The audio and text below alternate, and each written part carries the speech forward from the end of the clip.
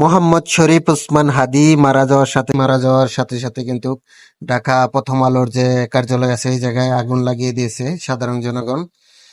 আর দেখতেই পারছেন আগুন দাউ দাউ করে জ্বলছে।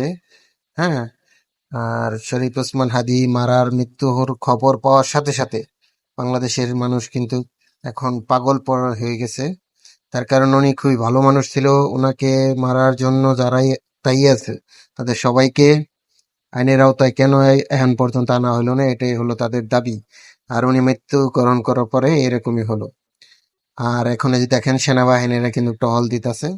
ঠিক আছে, প্রথম আলোর যে অফিস আছে কার্যালয় আছে সেই জায়গায় সেনাবাহিনী এখন টহলে আছে। সেনাবাহিনী খুব চেক করার চেষ্টা করতেছে আগুন কেমনি কি করা যায়।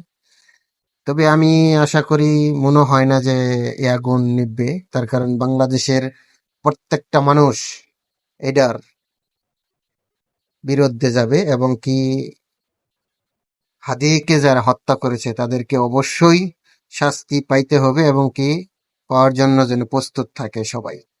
এটাই হলো আমার আশা।